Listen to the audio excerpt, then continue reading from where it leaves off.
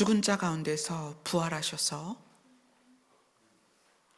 영원한 생명을 우리에게 주실 수 있는 증거를 보여주신 주님 감사합니다. 유한하고 시들며 사라지는 이 땅에서 영원한 생명을 가지신 주를 바라보게 하시니 감사합니다. 오늘 우리가 드리는 예배를 받아주시고 기도를 통하여 주님과 깊이 교제하는 시간 되게 하여 주시옵소서.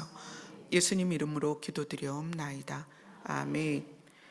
오늘은 다니엘서 2장을 보겠습니다. 본문 다니엘서 2장 31절부터 35절까지입니다. 함께 읽도록 하겠습니다. 시작. 왕이여, 왕이 한 큰 신상을 보셨나이다. 그 신상이 왕의 앞에 섰는데 크고 광채가 매우 찬란하며 그 모양이 심히 그 우상의 머리는 순금이요 가슴과 두 팔은 은이요 배와 넓적다리는 노시요 그 종아리는 쇠요 그 발은 얼마는 쇠요 얼마는 진흙이었나이다. 또 왕이 보신즉 손대지 아니한 돌이 나와서 신상의 쇠와 진흙의 발을 쳐서 부서뜨리매 그때에 쇠와 진흙과 놋과 은과 금이 다 부서져 여름 타작마당에 겨같이 되어 바람이 불려간 곳이 없었고 우상을 친 돌은 태산을 이루어 온 세상에 가득하였나이다. 아멘. 우리가 이제 지난주 다니엘서를 보면서 다니엘이 뜻을 정하여서 더럽히지 아니할 것을 결심하고 또 하나님의 은혜로 그것을 이루어가는 모습을 함께 봤습니다. 다니엘서 2장 1절은 이렇게 시작합니다. 다니엘서 2장 1절을 함께 읽겠습니다. 시작. 느부갓네살이 다스린 지 2년이 되는 해에 느부갓네살이 꿈을 꾸고 그로 말미암아 마음이 번민하여 잠을 이루지 못한지라. 왕이 꿈을 꿨어요. 꿈을 꿨는데 도무지 이게 무슨 꿈인지 해석할 수가 없었어요. 그래서 고민을 하다가 갈대아 술사들이나 또 무당들, 술객, 점쟁이 그런 사람들을 다 불렀습니다. 불러서 그들이 왕의 앞에 섰을 때 이야기합니다. 너희들은 내 꿈을 해석해라. 그런데 꿈을 해석하는 것뿐만 아니라 내가 무슨 꿈을 꿨는지도 말해라. 그러니까는 이 갈대아 사람들이 너무 당황스러운 거예요. 왕이시여, 누구도 그렇게 할 수는 없습니다. 왕이 꿈의 내용을 알려주시면 그걸 우리는 해석은 해드릴 수 있습니다. 그러나 꿈의 내용까지 말하라는 것은 그건 있을 수 없는 일입니다. 그래서 뭐라고 대답하냐면 다니엘서 2장 11절을 같이 읽겠습니다. 시작. 왕께서 물으신 것은 어려운 일이라 육체와 함께 살지 아니하는 신들 외에는 왕 앞에 그것을 보일 자가 없나이다 한지라. 그러니까 갈대아인들이 말하는 거예요. 육체와 함께 살지 않는 신이다. 그거는 진짜 신을 말하는 거죠. 진짜 신, 사람이 만들지 않은 그런 진짜 신 말고는 그걸 왕 앞에 알려줄 사람이 없다. 이렇게 이야기를 해요. 그러니까 이제 왕이 화가 나서 바벨론에 있는 모든 지혜자들을 다 죽여라. 이렇게 얘기해요. 근데 처음에 술객, 박수, 이제 무당이죠. 박수 무당, 술객, 점쟁이, 마술사, 술사라고 나오는데 술사들을 불렀을 때에는 다니엘과 사드락과 메삭과 아벳느고는 포함이 안 돼 있었어요. 근데 그들이 계속 안 된다.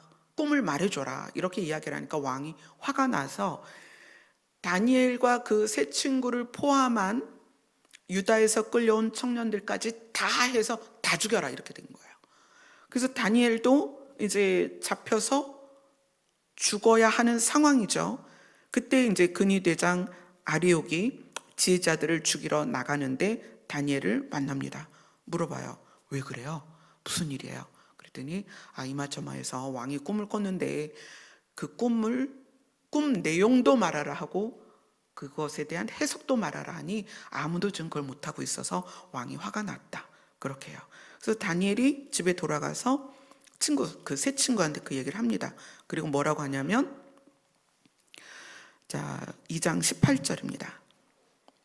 18절 같이 읽습니다. 시작. 하늘에 계신 하나님이 이 은밀한 일에 대하여 불쌍히 여기사 다니엘과 친구들이 바벨론의 다른 지혜자들과 함께 죽임을 당하지 않게 하시기를 그들로 하여금 구하게 하니라. 그래서 이제 기도를 하는 거예요. 하나님 도와주세요. 하나님께서 일하시지 않으면, 역사하지 않으면 우리가 다 죽을 상황입니다. 그때의 밤에 환상으로 다니엘에게 그 꿈이 보여지고 그리고 그것에 대한 해석까지 알게 돼서 다니엘이 하늘에 계신 하나님께 찬송을 합니다. 그리고 이제 다니엘이 자기를 아리옥에게 말하죠. 자기를 왕에게 좀 데려가 달라. 그렇게 해서 왜냐하면 왕이 부르지 않았는데 왕 앞에 나타나면 죽임을 당하거든요. 그래서 아리옥에 부탁을 해요. 나를 왕에게 데려가 달라. 그래서 왕에게 갑니다. 그리고 이제 이렇게 이야기하죠. 25절을 같이 읽습니다. 시작. 이에 아리옥이 다니엘을 데리고 급히 왕 앞에 들어가서 아뢰되 내가 사로잡혀 온 유다 자손 중에서 한 사람을 찾아내었나이다. 그가 그 해석을 왕께 알려드리리다 하니라. 아리옥이 여기서도 자기 공을 세우죠. 사실은 다니엘이 아리옥에게 말하고 다니엘이 꿈을 받고 다니엘이 아리옥에게 가서 나를 왕 앞에 세워줘라 이렇게 했는데 아리옥이 그렇게 얘기해요. 유다 자손 중에서 내가 한 사람을 찾아냈다. 이렇게요. 공을 세우는 거예요. 왕이 너무 화가 나 있으니까 자기도 이 불똥이 튀지 않으려고 살궁리를 하는 거예요. 사로잡혀온 유다 자손 중에서 한 사람을 찾아냈는데 그가 해석을 왕께 알려드릴 것이다. 그래요. 그래서 왕이 말합니다. 벨드사살이라 이름한 다니엘에게 이르되 내가 꾼 꿈과 그 해석을 내가 능히 내게 알게 하겠느냐. 그래서 이제 다니엘이 그것을 이제 이야기를 하죠. 어떻게 이야기를 하냐면 오늘 본문이에요. 왕이 꿈에 한 큰 신상을 보셨나이다. 그리고 어떻게 생겼습니다. 라고 이야기를 해요. 그리고 그 꿈에 이제 손대지 아니한 돌이 나와서 그거를 다 부서뜨립니다. 그리고 그 돌이 태산을 이루어 온 세계에 가득합니다. 라고 그 꿈의 내용을 이야기하는 거예요. 그리고 나서 이제 그 꿈이 이러한즉 36절에 보면 그 해석을 왕한테 알려줍니다. 그래서 그 해석이 쭉 이제 뒤에 나오죠. 한번 그 그림을 한번 보여주실래요, 집사님? PPT로.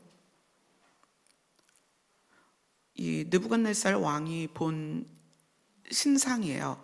큰 신상이 있는데 그 큰 신상의 머리는 금으로 돼 있고 그 몸을 쭉 나와서 이제 다리가 노수로 돼 있고 철이 돼 있고 철과 흙, 쇠와 흙으로 된 게 발이에요. 근데 이제 이거를 해석할 때 다니엘이 이렇게 해석을 해줘요. 왕은 곧 그 금 머리니이다. 38절에 그렇게 해요. 왕은 곧 그 금머리다. 지금 금머리죠. 그 금머리가 바벨론이고 가장 강한 나라였다는 거예요. 그래서 금으로 된 머리예요. 근데 이게 지금 느부갓네살 왕이 속하여 있는 바벨론이라는 거예요. 그 다음에 39절에 보면 39절을 한번 읽어볼까요? 그 그림과 함께 연결해서 볼게요. 39절 같이 읽습니다. 시작. 왕을 뒤이어 왕보다 못한 나라가 일어날 것이요 셋째로 또 녹 같은 나라가 일어나서 온 세계를 다스릴 것이며, 그게 이제 왕보다 못한 나라 메대, 그 다음 또 못한 나라가 바사예요.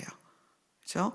그리고 40절을 같이 읽습니다. 시작.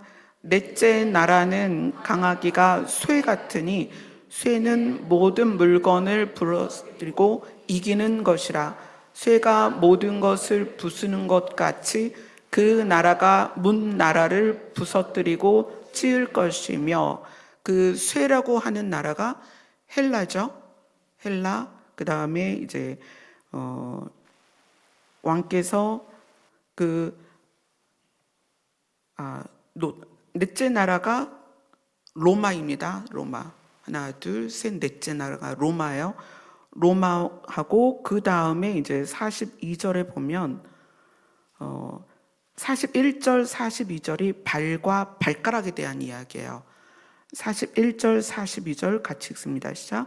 왕께서 그 발과 발가락이 얼마는 토기장이의 진흙이요 얼마는 쇠인 것을 보셨은즉 그 나라가 나누일 것이며, 왕께서 쇠와 진흙이 섞인 것을 보셨은즉 그 나라가 쇠 같은 든든함이 있을 것이나 그 발가락이 얼마는 쇠요 얼마는 진흙인즉 그 나라가 얼마는 든든하고 얼마는 부서질 만한 것이며. 그래서 발과 이 발가락이 쇠와 흙이 섞였다 이렇게 얘기해요. 그래서 이 로마 제국이 지금 이제 우리가 말하는 유럽으로서 여러 나라로 흩어질 것인데, 그 유럽에 대한 예언이 43절에 나와요. 43절을 같이 읽습니다. 시작. 왕께서 쇠와 진흙이 섞인 것을 보셨은즉 그들이 다른 민족과 서로 섞일 것이나 그들이 피차에 합하지 아니함이 쇠와 진흙이 합하지 않음과 같으리라. 그러니까 로마가 나중에 진흙과 섞이지만 하나가 되지 못한다. 그래서 유럽은 통일이 되지 않습니다. 유럽을 통일시키려고 했던 사람이, 제일 유명한 사람이 나폴레옹이죠. 나폴레옹이 유럽을 하나로 만들려고 했어요. 그러나 실패했습니다. 그 다음에 또 유럽을 통일시키려고 했던 게 히틀러죠. 독일에서 나와서 히틀러가 그 꿈을 꿨어요. 그러나 실패합니다. 그래서 저 신상처럼 바벨론, 메데, 바사, 헬라, 로마로 이르러서 지금의 유럽에 이르기까지 어쩌면 느부갓네살 왕 입장에서는 굉장히 먼 미래까지를 저 신상으로 꿈을 보게 됩니다. 그런데 거기에서 뭐가 보였냐면 손대지 아니한 돌이라고 그랬어요. 손대지 아니한 돌이 나와서 신상의 쇠와 진흙의 발을 쳐서 부서뜨려서 쇠와 진흙과 그 다음에 그 위로 놋과 은과 금 모든 것이 다 부서질 것이다. 이렇게 꿈을 받고 그것에 대한 해석을 이제 이어서 합니다. 자, 44절 같이 읽습니다. 시작. 이 여러 왕들의 시대에는 하늘의 하나님이 한 나라를 세우시리니 이것은 영원히 망하지도 아니할 것이요 그 국권이 다른 백성에게로 돌아가지도 아니할 것이요 도리어 이 모든 나라를 쳐서 멸망시키고 영원히 설 것이라. 자, 이제 꿈에 대한 해석입니다.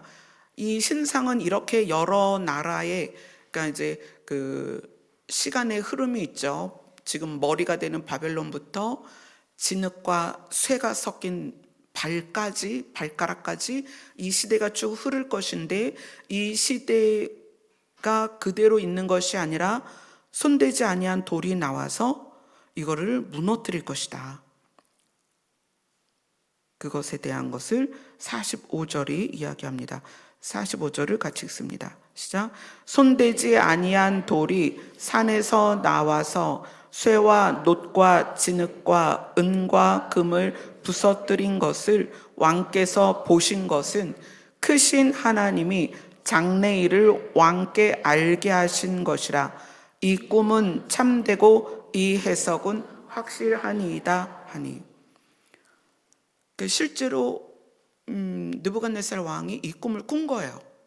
이런 신상을 받고 갑자기 돌이 하나가 날라와서 발을 쳐서 완전히 전부 다 무너지는 꿈을 꾼 거예요. 그러니까 왕으로서는 이게 무슨 꿈인지도 모르겠고 어떻게 해석해야 될지도 모르는 상황에서 하나님은 이 꿈의 모양을 그대로 다니엘에게 보여주고 또 그 해석까지도 다니엘에게 알려주신 거죠. 사실 이게 꿈을 알려주신 놀라운 하나님, 그것도 문제가 아니고요.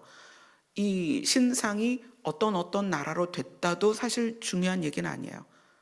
여기에서의 핵심은 하나님이 인류를 향하여 보내는 메시지예요. 인류를 향하여. 그러니까 그 신상의 금이 되는, 또 은이 되는, 또 놋쇠가 되는, 또 쇠가 되는 어떤 그런 시대의 어느 나라였냐, 그 나라가 몇 년을 통치했냐, 이게 문제가 아니고 하나님이 인류를 향하여 보내는 일관적인 메시지는 뭐냐면 영원한 나라예요. 그래서 그것이 44절에 그렇게 나와요. 이 여러 왕들의 시대에 하늘의 하나님이, 지금 이 다니엘이 왜 하늘의 하나님이라고 말했냐면 그렇게 말하죠. 그 다른 그 술사들이나 무당들이 이렇게 얘기해요. 육체와 함께 살지 아니하는 신들 외에는 이 꿈을 알려줄 수 없습니다. 진짜 신만이 왕의 꿈을 알려줄 것이고 해석도 알게 할 것입니다 라고 얘기했어요. 그래서 다니엘이 이야기하는 거예요. 하늘의 하나님이, 너희들이 부어 만든, 깎아 만든 우상이 아니라 하늘에 계신 하나님이 앞으로 인간이 필요에 의해서 자기의 능력으로 세운 이 나라들이 아니라 하늘의 하나님이 나라를 세울 것이다. 하나님의 나라를 세울 것이다. 이것은 영원히 멸망하지 아니할 것이요, 그리고 그 국권이 다른 백성에게 돌아가지도 아니할 것이며, 그러니까 하나님의 나라는 하나님의 백성들이 살게 될 거라는 거예요. 그리고 이 모든 나라를 쳐서 멸망시키고 영원히 설 것이다. 그래서 이 44절 안에 영원이라는 단어가 2번이나 나왔다는 거예요. 영원히, 영원히. 영원하다는 게 여러분 계속 이미지를 가지셔야 돼요. 영원하다는 것은 시간이 긴 게 아니다. 보다 시간이 없다. 그래서 우리가 사는 세계랑 구별이 돼야 돼요. 자, 영원하다는 것은 시간이 긴 게 아니다. 시간이 길다면 언젠가 끝이 나죠. 그러니까 하나님의 나라는 땅에 속한 것이 아니기 때문에 영원합니다. 영원하다는 것은 시간이 길다는 게 아니에요. 영원하다는 것은 시간이 아예 없다는 거예요. 그래서 우리가 발붙이고 사는 세계와 전혀 다른 세계다. 우리가 상상하는 것과 전혀 다르다. 이걸 여러분이 염두에 두고 하늘의 하나님이 세우실 한 나라에 대한 상상을 하셔야 됩니다. 하나님의 나라는 영원하다. 영원하다는 것은 시간이 없는 것이다. 시간의 개념에 익숙한 우리가 상상할 수 있는 범위의 것이 아니다. 그래서 그것은 다니엘처럼 하나님과의 깊은 교제 안에서 한 걸음 한 걸음 깨달아가는 나라입니다. 그리고 이제 다니엘이 마지막으로 이렇게 얘기해요. 손대지 아니한 돌이 산에서 나와서 쇠와 놋과 진흙과 은과 금을 부서뜨린 것을 왕께서 보신 것은 크신 하나님이 장래 일을 왕께 알게 하신 것이다. 그리고 이 손대지 아니한 돌이 무엇이냐? 사실 이것 때문에 이제 왕이 너무 기뻐서 보면은 느부갓네살 왕이 다니엘 앞에 엎드려 절을 해요. 왕이 그럴 수가 없는데 다니엘 앞에 엎드려 절하고 예물과 향품을 주고, 그리고 이렇게 고백합니다. 47절 같이 한번 보겠습니다. 시작.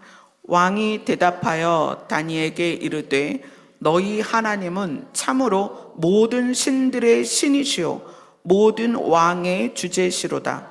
내가 능히 이 은밀한 것을 나타내었으니 내 하나님은 또 은밀한 것을 나타내시는 이시로다. 이 얘기는 하나님이 진짜 신이다. 네가 이 은밀한 것을 말할 수 있는 이유는 하나님이 그 은밀한 것을 너에게 알려줬기 때문이다. 그래서 하나님이 진짜 신이다라고 고백하는 사건이 됐다는 거예요, 이것이. 자, 그럼 우리가 한 가지를 봅시다.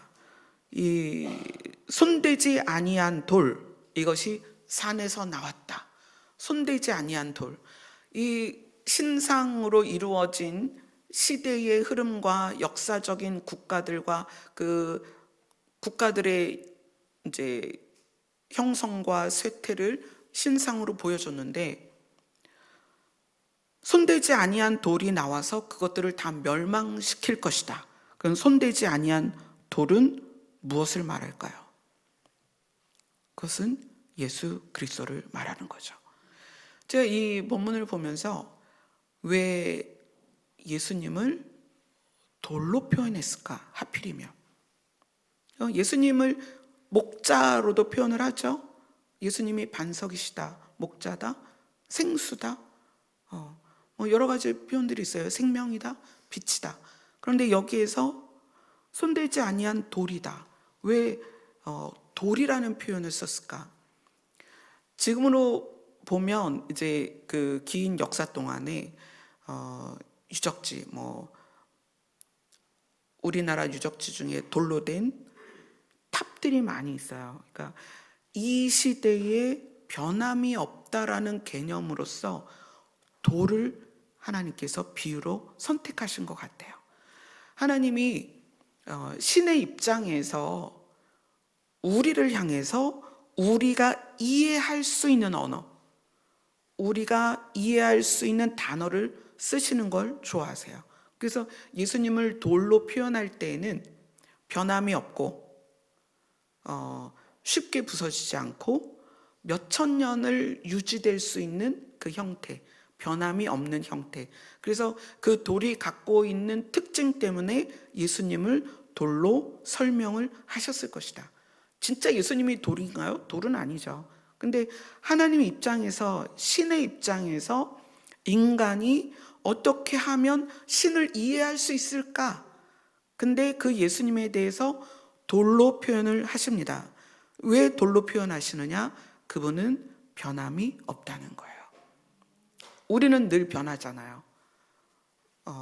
하나님께 감사했다가 원망했다가 또 어떤 상황에 있어서는 이 사람을 좋게 생각했다가 또 상황에 따라 나쁘게 생각했다가 좋아했다가 미워했다가 이렇게 우리는 늘 변해요. 그래서 늘 변하는, 너무나 늘 변하는 그런 우리에 대하여 신이 볼 때 신은 변하지 않는 존재다라고 비유로 말씀하시기에 돌이 가장 적절했었던 것 같아요. 그래서 예수님이 진짜 돌은 아니지만 돌로서 우리에게 그 이미지를 심어주셨다. 그래서 우리는 늘 변하지만 하나님은 변함이 없다. 우리는 늘 업다운이 있지만 주님은 업다운이 없다. 그래서 그분의 뜻, 우리를 향한 그분의 사랑, 우리를 향한 그분의 마음은 변함이 없다. 그래서 예수님을 돌로 표현할 때 우리가 갖는 이미지는 변함이 없다. 그분은 우리는 늘 변하지만 그분은 변함이 없다. 자, 성경에서 예수님을 돌로 표현하는 부분들이 좀 있어요. 몇 군데 보겠습니다. 스가랴서, 다니엘서 뒤로 갑니다. 말라기 앞에가 스가랴서죠. 스가랴서 3장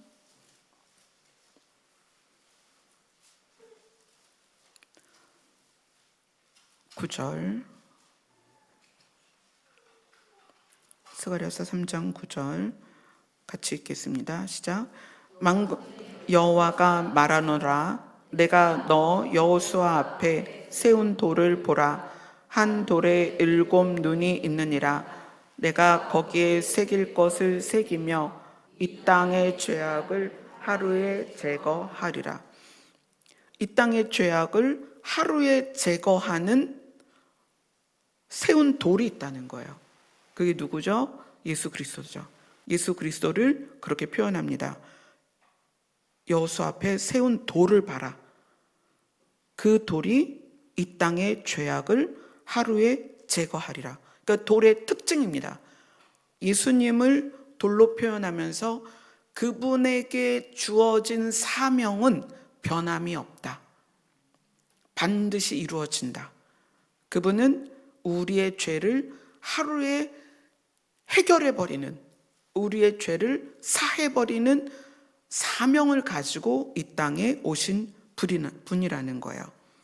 자, 그 다음에 베드로전서 2장으로 갑니다.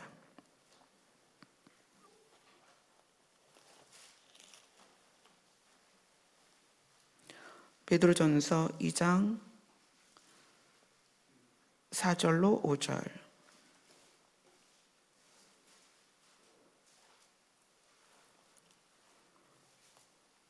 같이 읽습니다. 시작. 사람에게는 버림바가 되었으나 하나님께서는 택하심을 입은 보배로운 산 돌이신 예수께 나아가 너희도 산 돌같이 신령한 집으로 세워지고 예수 그리스도로 말미암아 하나님이 기쁘게 받으실 신령한 제사를 드릴 거룩한 제사장이 될지니라. 예수님에 대해서 뭐라고 말하냐면 살아있는 돌이다. 그 돌이, 예수님은 변함이 없는 존재고 죄를 하루아침에 단번에 제하실 사명을 갖고 있는데 그 돌이 어떤 돌이다? 살아있다. 우리가 생각하는 돌은 무생물이잖아요.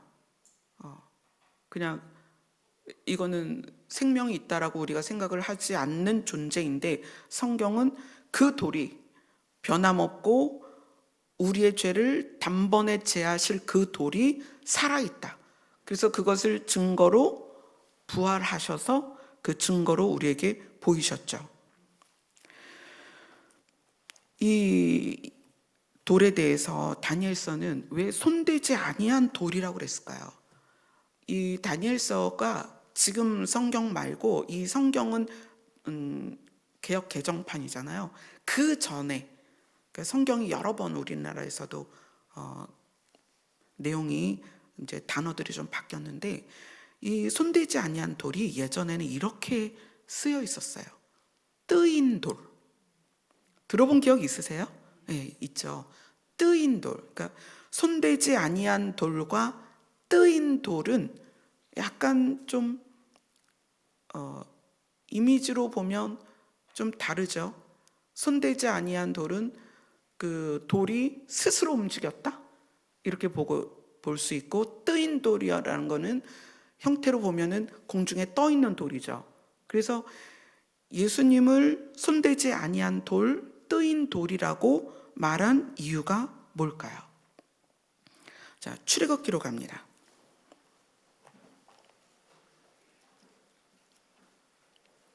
출애굽기 20장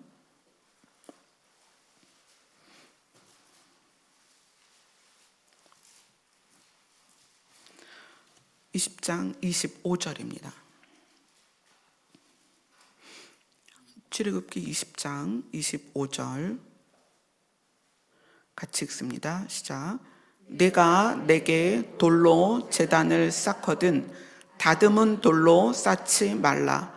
내가 정으로 그것을 쪼면 부정하게 함이니라. 자, 이때 당시에는 이 십계명이 이제 사람들에게 주어지고, 그리고 죄를 지을 수밖에 없는 인간들에게 그 죄로 인하여 하나님과 관계가 끊어진 우리들에게 하나님께 나아갈 수 있는 방식으로 제단을 쌓고 거기에 제물을 올려서 화제든 그러니까 번제, 화목제 이걸 통해서 하나님과 다시 관계를 회복하게 하기 위해서 제단을 쌓아야 되는 거예요. 제단을 쌓고 제물을 올려야 되는데 그 제단에 대해서 뭐라고 말하냐면 다듬은 돌로 쌓지 말아라. 너가 그 돌을 다듬고 정으로 쪼아서 만들지 말라. 이 얘기는 그냥 이때 당시에는 그것이 무슨 의미인지 몰랐을 거예요. 하나님께 제물을 드리는데 내가 돌을 다듬으면 부정하게 된다라는 이미지까지만 있었을 거예요. 그런데 이것이 죄를 제하는 돌로서 스가랴에서 예수님이 표현될 때 이건 무슨 얘기냐면 구원은 죄사함은 우리의 노력으로 되지 않는다. 이 의미예요. 다듬은 돌로 제단을 쌓지 말아라. 네가 그 돌을 다듬으면 부정해진다. 이것은 사람들은 그렇겠죠. 하나님께 제사를 드려야 되는데 돌이 모양이 제각각이니까 이렇게 좀 쪼아서 좀 옛날 고인돌 이렇게 만들어 놓은 것처럼 좀 이쁘게 잘 다듬어서 올리면 좋지 않을까요? 그런데 하나님은 그렇게 말하지 않습니다. 왜냐하면 인간과 하나님과의 관계의 해결은 인간의 노력으로 되지 않습니다. 거기엔 반드시 생명이 필요하고 양을 잡든 소를 잡든 염소를 잡든 비둘기를 잡든 피를 내야 돼요. 제단을 잘 깎아서 만들었다고 하나님과 나와의 관계가 회복되느냐? 그렇지 않다는 거예요. 예수님을 스가랴에서 죄를 제하는 돌이다. 그걸 하루에 해결할 것이다. 그 돌을 우리는 우리 손으로 다듬으려고 한다는 거죠. 구원을 받는 방법을, 하나님과 나와의 관계의 회복을 우리 힘으로 하려고 한다는 거예요. 그럴 수 없다. 그래서 제단의 돌을 어떻게 다듬은 돌로 하지 말아라. 너희가 정으로 쪼지 마라. 하나님과 제사 지내는 자의 관계의 회복은 제물 때문이다. 아시겠어요? 피의 제사 때문이다. 제단이 문제가 아니다. 거기에 공을 들이지 말라는 거예요. 그래서 인위적으로 멋있는 제단을 만들어서 야 봐라 내가 하나님께 이렇게 했다. 내가 이렇게 해서 죄사함을 받았다. 하나님이 내 제사를 받았다. 그러지 말라는 거예요. 우리의 구원은 피의 값이다. 우리의 노력의 값이 아니다. 그래서 스가랴에서 말하는 죄를 제하는 돌이 예수 그리스도인데 다니엘서에서는 손대지 아니한 돌이라는 거예요. 이 손대지 아니한 돌, 뜨인 돌이라는 것은 뜨인 돌을 한번 상상해 보세요. 우리 세상은 중력이 작용해서 몸무게가 뭐 20kg가 나가든 200kg가 나가든 공중에 뜨지 않아요. 왜 그래요? 중력이 우리를 잡아당겨서 우리는 그 영향을 받아서 뜨지 않습니다. 뜨인 돌이라는 것은 예수 그리스도의 구원의 사역은 우리의 영향을 받지 않는다.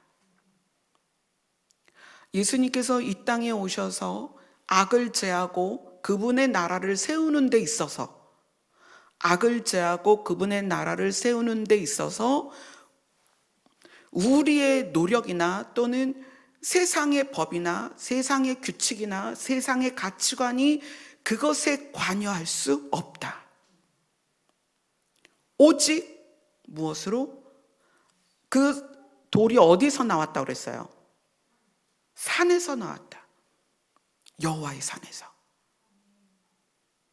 하나님의 보좌에서.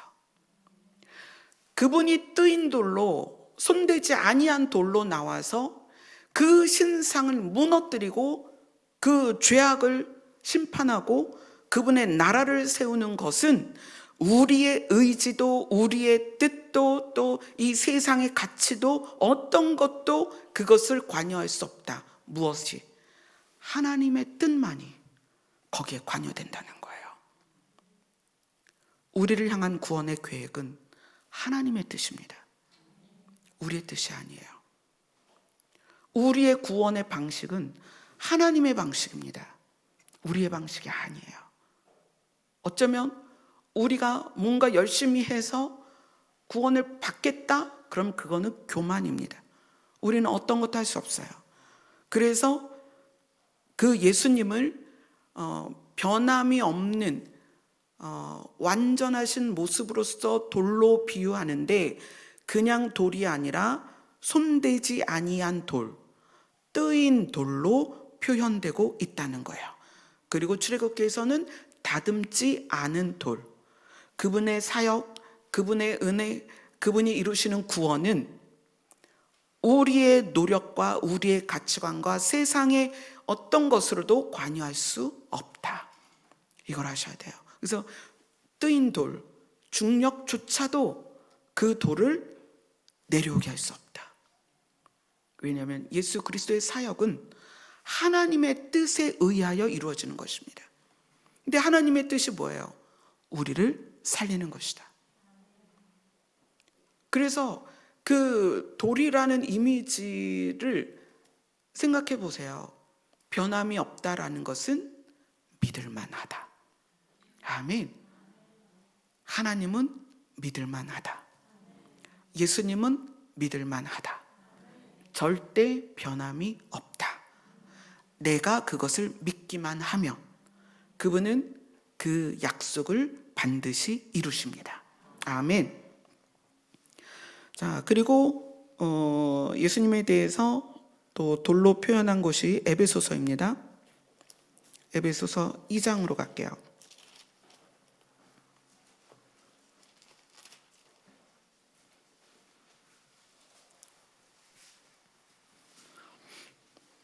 (2장) 20절에서 22절.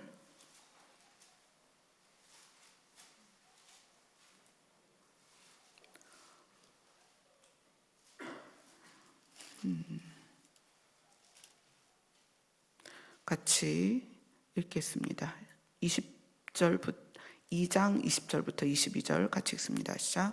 너희는 사도들과 선지자들의 터 위에 세우심을 입은 자라. 그리스도 예수께서 친히 모퉁이 돌이 되셨느니라. 그의 안에서 건물마다 서로 연결하여 주 안에서 성전이 되어 가고, 너희도 성령 안에서 하나님이 거하실 처소가 되기 위하여 그리스도 예수 안에서 함께 지어져 가느니라. 여기서 이 모퉁이돌, 예수님이 친히 모퉁이돌이 되셨다. 여기에서의 의미는 이방인이나 이스라엘 사람이나 세계 어느 곳에 있는 사람이든 예수 그리스도께서 모퉁이돌이 되셔서, 이 모퉁이돌이라는 건 이제 예를 들어서 건물을 사각으로 짓는다면 왼쪽과 오른쪽을 이어주는 그 모퉁이 돌이라는 거예요. 그래서 이 모퉁이 돌이 그 자리에서 역할을 함으로써 건물이 흔들림 없이 지어져 가는 거죠. 예수님께서는 이방인이든 이스라엘 사람이든 예수님이 자기 자신이 그들을 이어주셔서 모퉁이 돌이 되어주셔서 우리가 성령 안에서 하나님이 거하실 처소로 예수 안에서 지어져 가고 있다는 거예요. 그래서 이 모퉁이 돌이다라고 하는 의미는 우리가 예수 그리스도에게 붙어 있고, 이스라엘 사람들은 원 가지로서 예수 그리스도에게 붙어 있고, 우리는 접붙임 받은 가지죠. 그렇게 예수께 붙어서 우리가 그리스도 예수 안에서 지어져서 하나님이 거하시는 개인의 처소로서 하나님이 개개인에게 거하시기도 하고 우리가 무리가 되어서 성전을 이루기도 하고, 그래서 결국 이것이 어디까지 이어진다? 하나님의 나라까지 이어지는 거예요. 그래서 예수님을 돌로 표현하는 구절들이 사실 성경에 꽤 많이 나와 있습니다. 본문으로 돌아갈게요. 다니엘서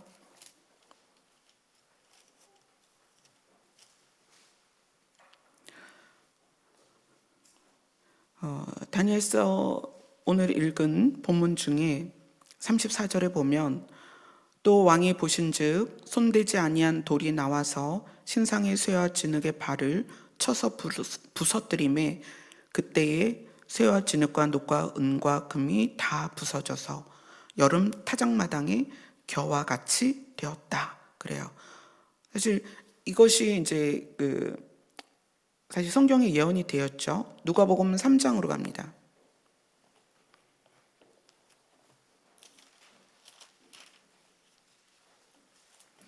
누가복음 3장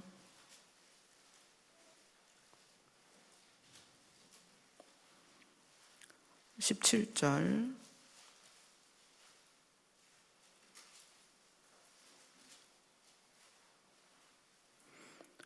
16, 17 이렇게 같이 읽을게요.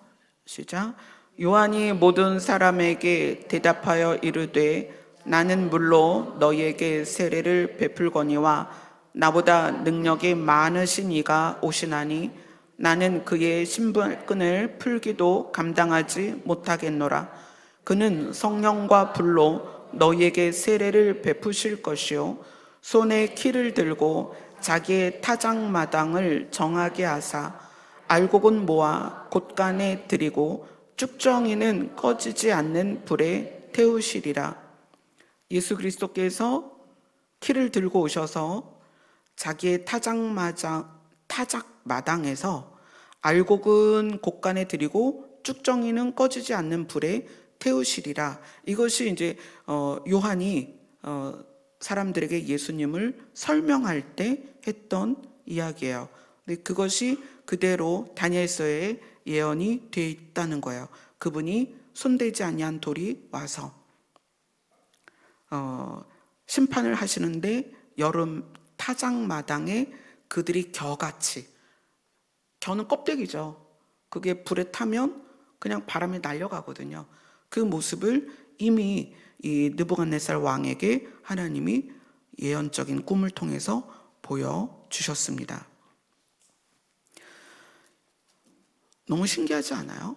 이 성경이 쓰여진 시대가 늘 다르고 쓴 사람이 다르고 그때의 역사적인 상황이 다르고 너무나 다른데도 일목요연하게 하나님이 말씀하시는 게 있어요. 그게 뭐냐면 하나님의 나라,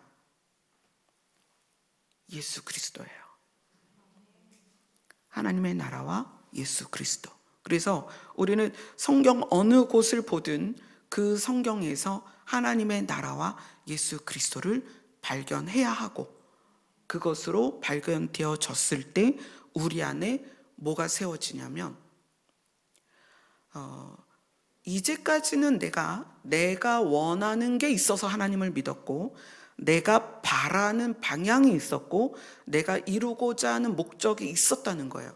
근데 성경을 깊이 보면 볼수록 하나님의 뜻을 알게 되고, 하나님이 그 뜻을 어떻게 이루시는지를 알게 되고, 그리고 하나님의 성품을 깨닫게 돼요. 그래서 우리 안에 사라지는 게 뭐냐면, 우리 안에 사라지는 것들이 뭐냐면 두려움이에요. 근심과 걱정이에요. 의심이에요. 그런 것들이 사라져요. 그리고 뭐가 생기느냐? 변함이 없다는 것은 믿을만 한 것이다. 하나님의 뜻이 창세기부터 계시록까지, 이 성경은 66권이고 시대적으로 보면 지금까지가 6,000년이란 말이에요. 이 6,000년의 시간 동안에 하나님의 뜻은 변함이 없었습니다. 하나님의 뜻은 모든 성경 저자들과 지금 또 하나님의 음성을 듣는 사람들과 하나님께 감동을 받는 사람들에게 하나님은 늘 똑같은 얘기를 하세요. 내가 너희를 구원하기를 원한다. 그리고 내가 너희를 구원하는 것이 실제적으로 그 나라가 있다라고 얘기를 하는 거예요. 그래서 오늘도 우리가 읽은 다니엘서 2장은 영원한 나라에 대해서 한 구절에 2번이나 강조를 하고 있어요. 영원한 나라가 있을 것이다. 그 나라를 세울 것이다. 예수 그리스도를 통하여서. 그래서 요한복음 3장 16절로 갑니다. 여러분 그냥 다 외울 수도 있는데 요한복음 3장 16절.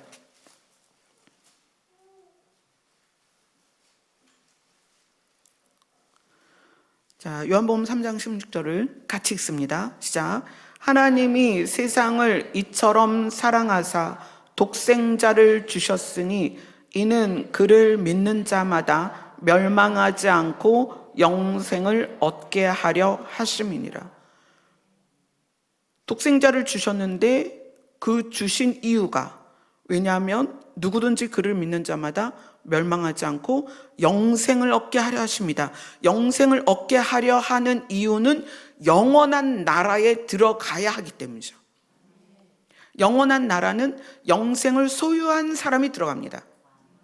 그 나라에 들어가서 영원히 사는 게 아니고 영생을 소유했기 때문에 영원한 나라에 들어가는 거예요.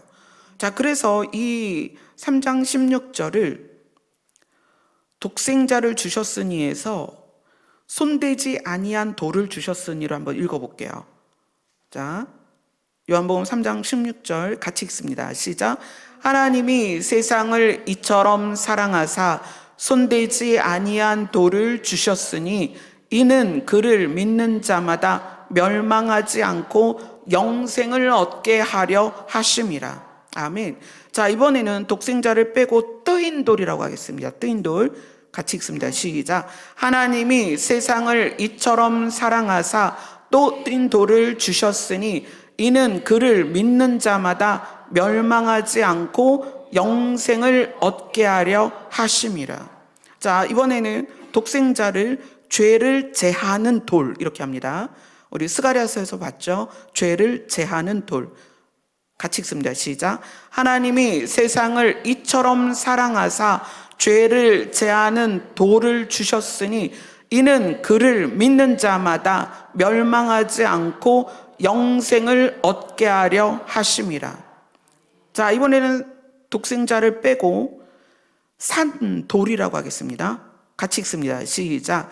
하나님이 세상을 이처럼 사랑하사 산 돌을 주셨으니 이는 그를 믿는 자마다 멸망하지 않고 영생을 얻게 하려 하심이라. 자, 이번에는 독생자를 빼고 모퉁이 돌로 넣습니다. 같이 읽습니다. 시작. 하나님이 세상을 이처럼 사랑하사 모퉁이 돌을 주셨으니 이는 그를 믿는 자마다 멸망하지 않고 영생을 얻게 하려 하심이라. 자, 이번에는 16절을 어떻게 읽냐면 그대로 똑같이 읽으세요. 그러나 중간에 이는 이렇게 나와 있죠. 이는을 왜냐하면 이렇게 바꿔서 읽어보세요. 이는을 왜냐하면으로 읽습니다. 나머지는 똑같이 읽는 거예요. 시작. 하나님이 세상을 이처럼 사랑하사 독생자를 주셨으니 왜냐하면 그를 믿는 자마다 멸망하지 않고 영생을 얻게 하려 하심이라. 아멘. 예수님은 믿을 수 있는 분이에요. 그걸 우리에게 알려주려고 계속 돌로 표현하는 거예요. 그때 당시에는 변함이 없는 게 돌이었다는 거예요. 그래서 맹세할 때 어떻게 뭘 세웠어요? 돌을 세워서 맹세를 했다는 거예요. 예수님은 믿을 수 있는 분이다. 우리에게 무엇을 얻게 하려고? 영생을 얻게 하려고. 아멘. 자, 그리고 요한복음 3장 17절이요. 17절을 같이 읽습니다. 시작. 하나님이 그 아들을 세상에 보내신 것은 세상을 심판하려 하심이 아니요 그로 말미암아 세상이 구원을 받게 하려 하심이니라. 구원과 심판에서 구원이 목적이라는 거예요. 구원이 목적인데 심판은 죄에 대한 당연한 결과입니다. 죄의 결과. 그러니까 하나님이 예수님을 이 땅에 보내실 때 너 가서 싹 쓸어버리고 저놈들을 전부 타작마당에서 불에 태워서 지옥으로 보내, 이게 아니라 너는 가서 세상에 있는 사람들을 구원해라. 그런데 구원의 조건이 믿음이에요. 그러면 심판받는 사람들은 믿음이 조건인데 믿지 않은 거예요. 그럼 믿지 않은 것이 죄를 그대로 해결하지 못하고 있는 거기 때문에 죄의 결과로 심판을 받는다는 얘기예요. 오늘 다니엘서는 우리에게 굉장히 중요한 이야기를 하고 있는 거예요. 느부갓네살 왕이 그 신상의 꿈을 꾸고 아마 그랬을 거예요. 야, 내가 꾼 꿈을 어떻게 다니엘이 알았을까? 진짜 하나님이 살아계셔. 와, 그 꿈 진짜 신기해. 이러고 말았을 거예요. 그러나 예수님이 오시고 이제 부활하신 후에 재림을 기다리는 우리는 이제 그 느부갓네살 왕이 본 그 꿈이 믿어진다는 거예요. 아, 정말 그렇구나. 이제 그 예수님이 다시 오셔서 이 세상을, 죄 가운데 있는 세상을 심판하고 그리고 무엇을 세우신다? 그분의 나라를 세우실 것이다. 어떤 나라다? 영원한 나라다. 그 영원한 나라에 들어가는 그 백성이 누구냐? 영원한 생명을 가진 자가 들어가는 것입니다. 들어가서 영생을 얻는 게 아니에요. 이미 영생을 소유한 사람들이 영원한 나라에 들어가는 거예요. 조건이 뭐다? 믿음이다. 그래서 예수님을 믿을 수 있는 돌로 형상을 우리에게 계속 말씀하시는 거예요. 돌이야 돌, 변함이 없어. 믿을 수 있어 너희들. 그렇게 예수님을 우리에게 설명하고 있다는 거예요. 여러분들이 이제 지금 나라 상황도 그렇고 자연적인 재해도 너무 많고 질병도 너무 많고 지금 장례를 치르면 3일장 하기가 힘들대요. 4일장, 5일장 병원마다, 장례식장마다, 화장장마다 너무 이제 자리가 없다고 할 정도로 그렇게 우리가 알지 못하는 많은 일들이 있습니다. 그런데 하나님의 뜻과 예수님의 구원을 이루시는 능력은 변함이 없습니다. 그리고 그것에 대한 조건을 한결같이 그렇게 말씀하세요. 믿음이다. 근데 여러분 안에 나는 안 믿어져요. 안 믿어지면 걱정하지 마세요. 주의 이름을 부르세요. 주의 이름을 부르는 자는 구원을 얻을 것이다. 그 얘기는 나는 믿어지지 않지만 성경이 그렇게 말씀하시니 제가 주의 이름을 부르겠습니다라고 부르면 하나님은 그것에 의해서 은혜를 주시는데 믿어질 수 있는 은혜를 주신다는 거야. 만나 주시든 감동을 주시든 음성을 주시든 말씀이 레마로 깨달아지든 그 사람에게 맞는 방식으로 믿음이 생기게 한다는 거예요. 구원의 능력은 믿음이 생기도록 하는 은혜입니다. 하나님은 그렇게 하십니다. 그래서 제가 이렇게 상담을 하면서 근데 저는 안 믿어져요. 걱정하지 마라. 기도해라. 저 기도할 줄 몰라요. 하나님의 이름을 불러라. 성경이 그렇게 약속하고 있다. 주의 이름을 부르는 자는 구원을 얻을 것이다. 그러면 그거는 그 안에 생략된 게 있죠. 주의 이름을 부르면 내가 아직 안 믿어지지만 주의 이름을 부르면 네가 믿을 수 있는 은혜를 내가 너에게 부어서 믿음으로 말미암아 구원받게 할 것이다. 그게 함축되어서 주의 이름을 부르는 자는 구원을 얻을 것이다. 제가 좀 믿음이 작은 것 같아요. 걱정하지 마세요. 주의 이름을 부르면 믿음이 장성해지는, 자라갈 수 있는 은혜를 주십니다. 기도할 줄 몰라도 괜찮습니다. 주의 이름을 부르세요. 어떤 장황하게 뭔가 말을 만들어야 되고 문장을 만들어야 되고 뭔가를 성경에서 인용해야 되고 그러지 않습니다. 예수 이름의 능력이 우리에게 믿음이 성장할 수 있는 은혜를 부으신다는 거예요. 제가 구리교회 있을 때, 지하교회 있을 때요, 그때 반주하던 수지자매 오빠가 그때 그 교회를 같이 다닐 때였어요. 어느 날 되게 근심이 많은 표정으로 교회로 왔어요. 그래서 왜 그러냐고 그랬더니 꿈을 꿨는데, 지금 오늘 이 다니엘 꿈 얘기를 하니까 그 생각이 나네요. 꿈을 꿨는데 꿈을 까먹었대요, 무슨 꿈인지는. 근데 너무 그 꿈이 마음을 심란하게 했다는 거예요. 근데 그 꿈이 무슨 꿈이었는지 기억이 안 나는데 자기한테 너무 중요한 꿈이라는 거예요. 그래서 제가 그래, 그러면 내가 기도하고 하나님께 알려달라고 부탁을 할게. 그리고 그 다음에 만났어요, 그 청년을. 그래서 제가 꿈 얘기를 해줬어요.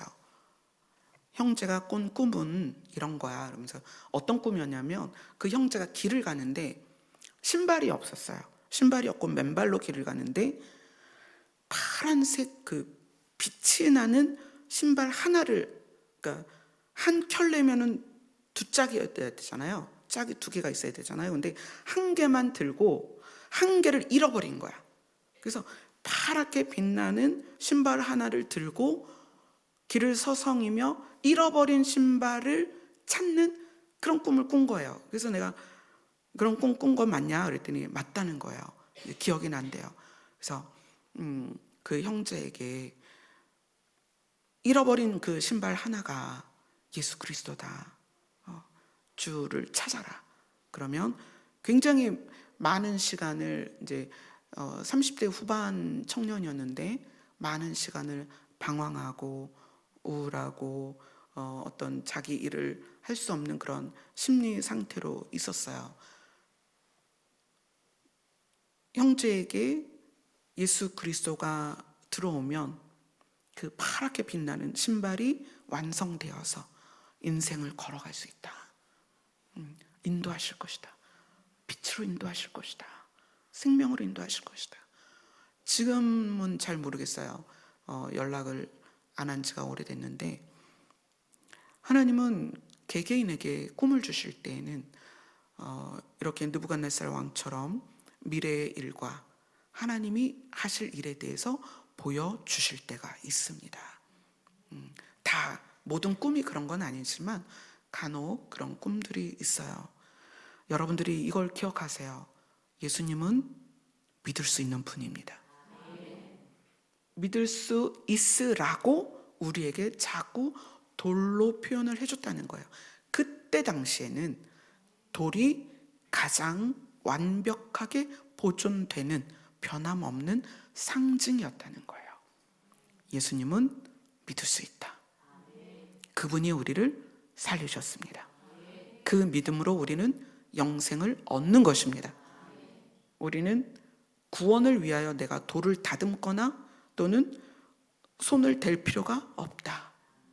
구원은 그분이 이루셨고 우리는 그것을 믿는 것입니다. 아멘. 그래서 여러분들이 겪는 어떤 그 고민, 또 막연함, 두려움, 낙심, 근심 많이 있어요. 심리적인, 그래서 나를 막 흔드는 것들이 있어요. 그럴 때 변함없는, 흔들리지 않는 주님의 이름을 부르세요. 그러면 주님이, 예수님이 여러분에게 평안할 수 있는 여러분의 중심의 반석이 되어주실 것입니다. 아멘. 우리 찬양하겠습니다. 우리 159장입니다.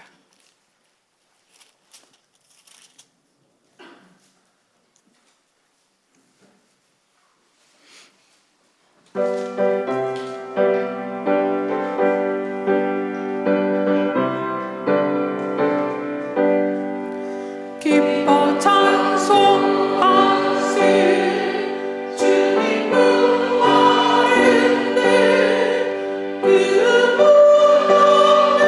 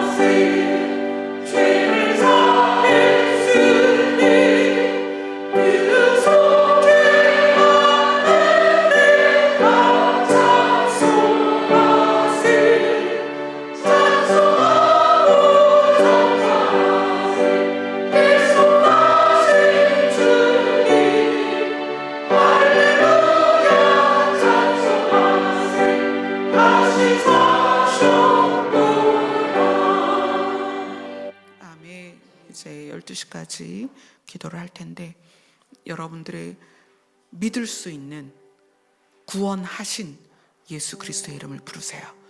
그분께서 여러분 중심에 기초가 되어주시고 기둥이 되어주시고 주춧돌이 되어주시고 모퉁이 돌이 되어주셔서 그리고 여러분의 반석이 되어주셔서 여러분을 흔들림 없이 그분의 나라까지 인도하실 것입니다. 아멘. 기도하겠습니다.